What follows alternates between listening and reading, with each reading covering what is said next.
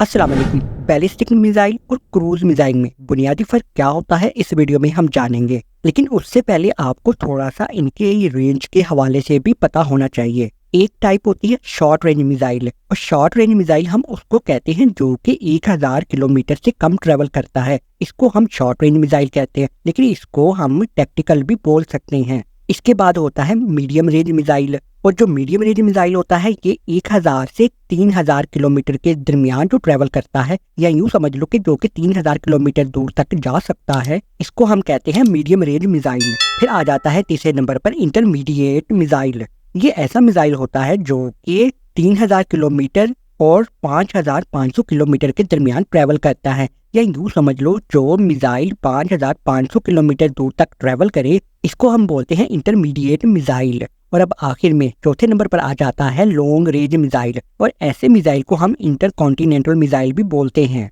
और ये जो मिसाइल होते हैं ये 5500 किलोमीटर से भी दूर ट्रेवल करते हैं, तो इनको हम लॉन्ग रेंज मिसाइल बोलते हैं। अब देखेंगे हम बैलिस्टिक मिसाइल। आमतौर पे जो बैलिस्टिक मिसाइल होता है, जैसा कि आप अगर स्क्रीन पर देखो तो इसको जब लॉन्च किया जाता है तो ये असेंडिंग असेंडिंग का मतलब ये होता है कि ये पहले ऊपर की तरफ जाता है और फिर थोड़ी देर हवा में रहने की बजाय ये डिसेंडिंग मतलब नीचे की तरफ आना शुरू हो जाता है। तो बैलिस्टिक मिसाइल हमेशा इसी तरीके से ट्रेवल करता है, और ये हमेशा अनगाइडेड होता है, मतलब इसको गाइड नहीं किया गया होता। ये वैसे ही इसको चला दिया जाता है, और ये टारगेट पे अपने हिसाब से उस रेंज के हिसाब से, मतलब इसने 2000 किलोमीटर दूर जाना है या 3000 किलोमीटर दूर जाना है, तो ये वहां पर टारगेट पर लग जाता है। तो ये इस तरीके से ट्रेवल करता है। और जो अब आप स्क्रीन पर देख रहे हो ना, ये किस तरीके से ट्रेवल करता है, ये जो शेप बन जाती है पहले ऊपर जाते हुए और फिर नीचे आते हुए, तो इसको हम पैराबोलिक शेप भी बोलते हैं। इसमें जो इंजन होता है वो रॉकेट की तरह का इंजन इस्तेमाल होता है। तो भाई देखो, इसमें एक और खास बात भी होती है, जो कि शॉर्ट रेंज बैलिस्टिक मिसाइल होता है ना, वो एटमॉस्फेयर के अंदर,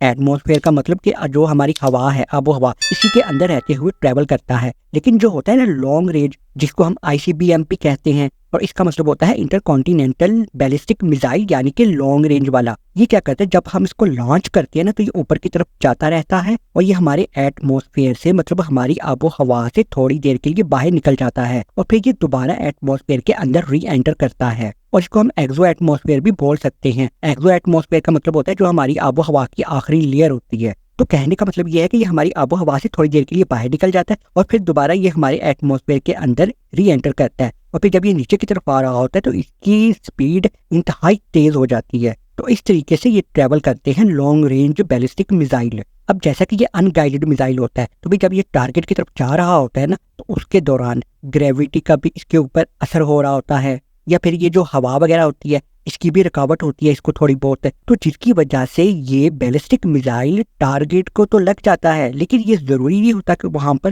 बिल्कुल उसी पॉइंट पर लगे। ये थोड़ा सा ऊपर नीचे या आगे पीछे ही टारगेट करेगा, मतलब इसकी एक्यूरेसी क्रूज मिसाइल की निस्बत थोड़ी सी कम होती है। पर जब हम बैलिस्टिक मिसाइल को लॉन्च करते हैं ना, तो ये मनूवर भी नहीं कर सकता। अगर हम आसान तरीके से बात करें तो ये मोड़ नहीं काट सकता, मतलब लेफ्ट राइट या ऊपर नीचे ये नहीं हो सकता। हवा की रगड़ की वजह से जो मर्जी हो जाए वो एक अलग बात है। बैलिस्टिक मिसाइल कन्वेंशनल वॉरहेड या फिर न्यूक्लियर वॉरहेड, ये दोनों ही ले जा सकता है। अभी जैसा कि आपने स्क्रीन पर देखा था, बैलिस्टिक मिसाइल मतलब ये किस तरीके से ट्रेवल करता है, ऊपर जाता है और फिर नीचे आता है। तो भाई इसको हम बैटलशिप यानी कि जो बहरी जहाज होती है वहां से लॉन्च कर सकते हैं, या फिर हम इसको जमीन से लॉन्च कर सकते हैं, लेकिन हम इसको एयरक्राफ्ट मतलब जहाज से लॉन्च नहीं कर सकते। भाई देखो ना, जहाज तो ऊपर होगा ना, तो वो कैसे इसको फायर करेगा, इसको फायर करेगा तो ये पैराबोलिक शेप खत्म हो जाएगी। तो मतलब बैलिस्टिक मिसाइल को हम एयरक्राफ्ट से लॉन्च नहीं करते। और अब हम देखते हैं क्रूज मिसाइल। क्रूज मिसाइल की ट्रेवल करने की बात करें तो भाई देखो, इसको लॉन्च तो जमीन से भी किया जा सकता है, बैटलशिप यानी कि बहरी जहाज से भी इसको लॉन्च किया जा सकता है, और यहाँ तक कि इसको हवा से भी लॉन्च किया जा सकता है क्रूज मिसाइल को।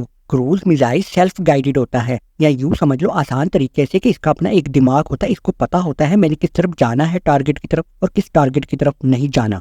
मतलब इस मिसाइल को खुद से पता होता है, तो जिसकी वजह से ये ज्यादा हाइट पर वैसे भी नहीं जाता, ये हमारे एटमॉस्फेयर के अंदर रहकर ही ट्रेवल करता है। मतलब ये ज्यादा ऊंचाई पर ट्रेवल नहीं करता, जबकि बैलिस्टिक मिसाइल जो होते हैं ना वो ज्यादा ऊंचाई पर चले जाते हैं, ये ज्यादा ऊंचाई पर नहीं जाता, ये एटमॉस्फेयर के अंदर ही रहता हुआ ट्रेवल करता है। और वैसे भी क्योंकि ये सेल्फ गाइडेड होता है, इसको खुद से पता होता है मैंने किस तरफ जाना है क्रूज मिसाइल को, तो जिसकी वजह से जो उसका टारगेट होता है वो भी बहुत अच्छा होता है, मतलब ये बिल्कुल निशाने पर ही ठीक ठाक लगता है। और अगर हम इसकी मनूवरिंग की बात करें तो जी हाँ, ये बिल्कुल लेफ्ट राइट या ऊपर नीचे खुद से ये मोड़ काट सकता है या टर्न ले सकता है। लेकिन इसके साथ साथ क्रूज मिसाइल को इंटरसेप्ट करना भी जरा मुश्किल होता है, जबकि बैलिस्टिक मिसाइल को इंटरसेप्ट करना जरा आसान होता है। क्रूज मिसाइल का इंजन मिलता जुलता है जेट प्लेन के इंजन से, मतलब जो इसका इंजन होता है ना, वो जो जेट प्लेन के अंदर इंजन होता है ना, तो ये उसी तरह का इंजन क्रूज मिसाइल के अंदर होता है। क्रूज मिसाइल दोनों ही कन्वेंशनल और न्यूक्लियर वॉरहेड ले जा सकता है। मतलब अगर हम बात करें बैलिस्टिक और क्रूज मिसाइल की, तो ये दोनों ही